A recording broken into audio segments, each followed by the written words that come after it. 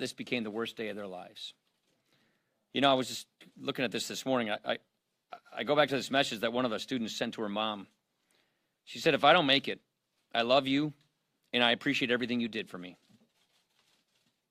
I mean, all that fear, that terror, for her to think of love and even gratitude for her parents. We can learn a lot from our kids. This is one of those moments where we just need to step back and count our blessings. We need to think less about taking sides and fighting each other politically and just pulling together. This House and the whole country stands with the Parkland community. I'm going to take some questions, but we started late here. I'm going to be a little brief because I got to get upstairs to the chair. So, Chad. Thank you, Mr. Speaker. When you talk about not taking sides, the minority leader stood here a few moments ago and was critical of their demands, their request to have a select committee on gun violence, action on background checks, criticized your leadership for saying the response to their sit-in in 2016 was to investigate who was periscoping. What do you, is that the taking of sides that you're referring to? As you know, mental health is often a big problem underlying these tragedies. That may be the case here today based on earlier reporting. We passed legislation on mental health. We want to make sure that if someone's in the mental health system that they don't get a gun if they're not supposed to get a gun. We will find out as facts come out whether there was a breakdown in the system or not here today. As you also know, we passed legislation cleaning up the instant check background check system. That bill, with others, is sitting over in the United States Senate.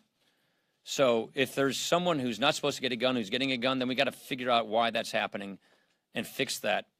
That's a piece of legislation we already passed that's sitting in the Senate. And one thing we know is if there are early indications for mental illness, I think we probably have to do a better job of trying to make sure that people don't get slipped through the cracks. Yeah. Mr. Speaker, should law enforcement be able to confiscate a weapon from someone who has exhibited signs of mental illness? Like I said before, this is not the time to jump to some conclusion, not knowing the full facts. We've got a lot of more information we need to know.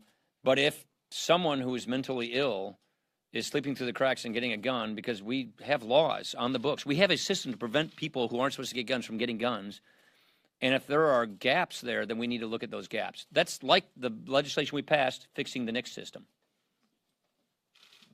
Yes, Mr. Speaker, why won't you support or allow hearings to move forward on background checks? What is your resistance to that? The fixed NICS bill, which is part of our broader bill, does fix the background check system. Remember the shooting in Texas. There was a man who had been convicted in the Air Force of domestic violence. He wasn't supposed to get a gun, yet the Air Force didn't give the records to the instant check system, and he got a gun. That's one of the reasons why we passed legislation plugging that loophole, making sure that that was the case. So that came from hearings. We had hearings on the gaps in the instant check system, and those hearings led to a conclusion that there were gaps that need to be fixed, and that led to legislation that has been now passed the House.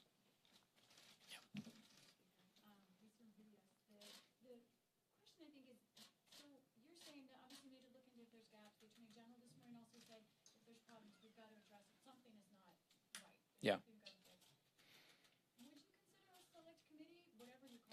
Well, I think Congress should do its job, and that's what we passed mental health legislation 2 years ago because of the underlying mental health problems that were behind these shootings.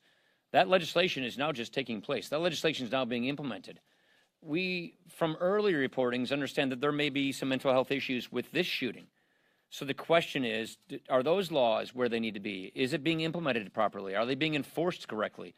Remember, we do have laws on the books designed to prevent people with mental illnesses from getting firearms, to design people who have criminal backgrounds from getting firearms. The question is, just like the Texas instance, are those laws working the right way? Are there loopholes that need to be plugged? We found some loopholes that needed to be plugged, and we passed a bill to plug those loopholes. Andy.